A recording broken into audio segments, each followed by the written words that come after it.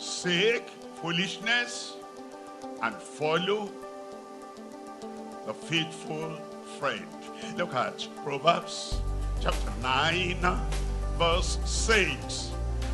Forsake the foolish and live, and go in the way of understanding. Forsake the foolish and live. Now, you may not understand when it says, forsake foolishness, forsake the foolish, forsake the fool. Now, let me explain. A king many years ago was about to die, and he knew it. And those days, the king used to have somebody that he appointed to amuse him, to make him happy, to tell him stories, almost to play the comedian before him. And every time to cheer him up, he will ask, is the fool there? They used to call him a fool because he used to say some foolish things that the king would just laugh and laugh. And so, is the fool there? And he said, yes, and fool come. And the fool came. That's his title. And the king said, I'm about to go, about to leave. And so, I want you to go around the country and go and find somebody more foolish than yourself, the greatest fool in the land. Go get him. Before I die, I will offer him this staff. And the fool went all around the nation, every corner, every community, every local government, everywhere. And then he came back. And the king said, have you found somebody more of a fool than yourself? And he said, no, really? But I can tell you somebody who is a greater fool than myself. And so the king said, tell me, tell me, tell me. I want to hear. And the fool said, Your Majesty, Honorable, you are going on a long journey. Yes. When you go to this long journey, you will not come back here. Yes. And the fool said to the king, have you prepared for that journey? And the king thought and said, no, not really. And the fool said, get the staff. You are the greatest fool that I've seen in the land. You're going for a long journey. When we go for a short journey, a brief journey, we're prepared. And you are here, you tell me, you're going on this long journey and you are not prepared. What's the fool telling us? Even a fool telling us that if we don't prepare for the future, that we are the greatest fool. The woman wants to prepare a good meal, and so she looks at the future. At the future, at the table, when all the members of the family will gather together, what will I cook, what will I prepare, and what will I dress for the family? The future. And the woman, the wife, the mother goes to prepare. We always prepare for the future. A child is going to take an exam, and he knows that the exam is going to take place in 2 or 3 days, or 2 or 3 weeks, or 2 or 3 months. He prepares. If he is not preparing, that's the greatest fool in college. A person is preparing for a profession, and he says, I want to be, I want to be, I want to be this in the future. I will say, how are you preparing? He has no preparation. He's not thinking of the future.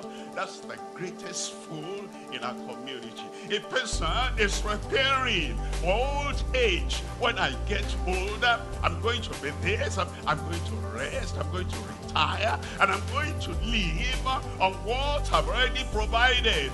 And the person, look at them there, is not preparing for that time the greatest fool in our place. A person says, I know there is heaven. I know that heaven is there, and to get there, this is what it requires. The only one that can take me there is Jesus Christ, who says, I go to prepare a place for you. And the fellow is not preparing for the heavenly future. That's the greatest fool on earth. Whatever we have, education, we have, money, we have, whatever. But we're not preparing for the future. That is the greatest fool in town. There are even greater fools in the church.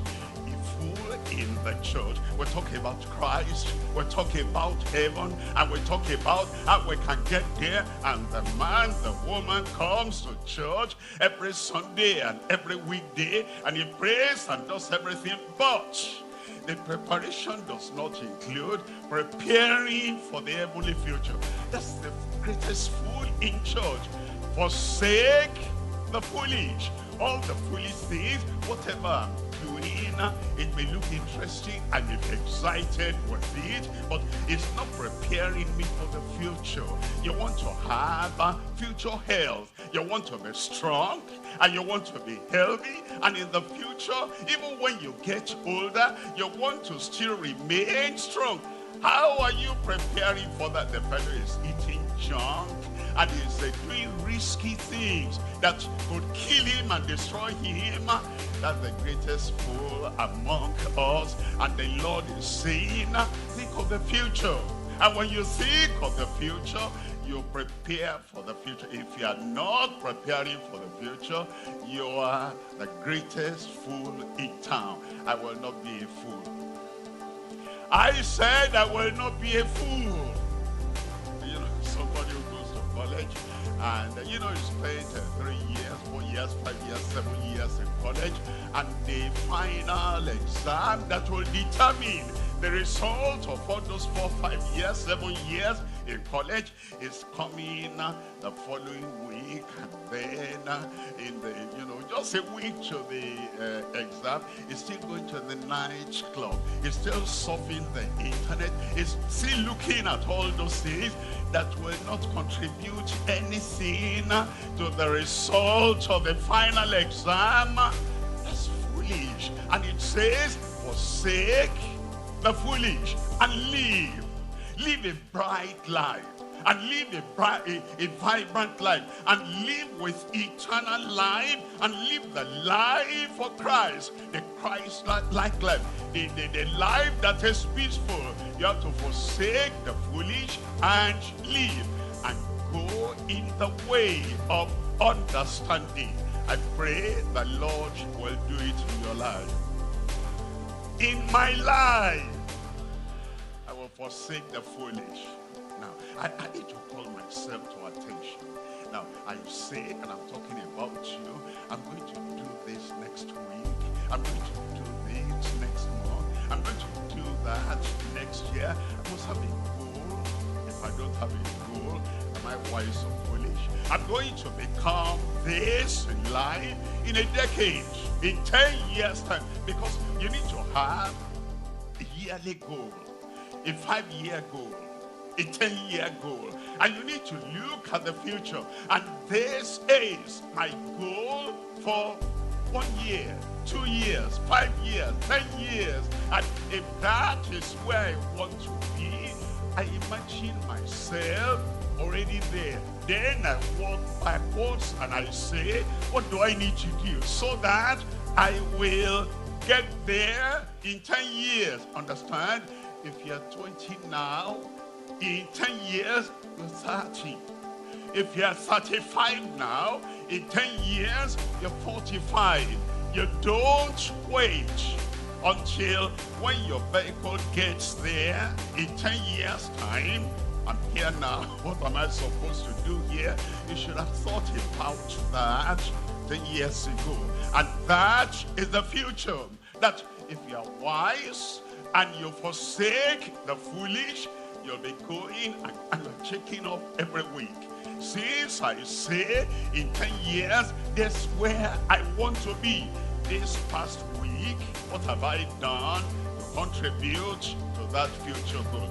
This past month, what have I done to contribute to the 10-year goal? And this year, the year is running to an end. What have I done to contribute to that final goal? So that when you arrive, 10 years point, then you know I made it because I forsook the foolish.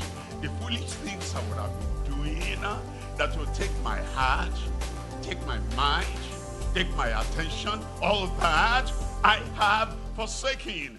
And the Lord, the friend of all people that come to him, has taken me to this point now. He will take you there. He will take you there. And then it says, follow the faithful friend.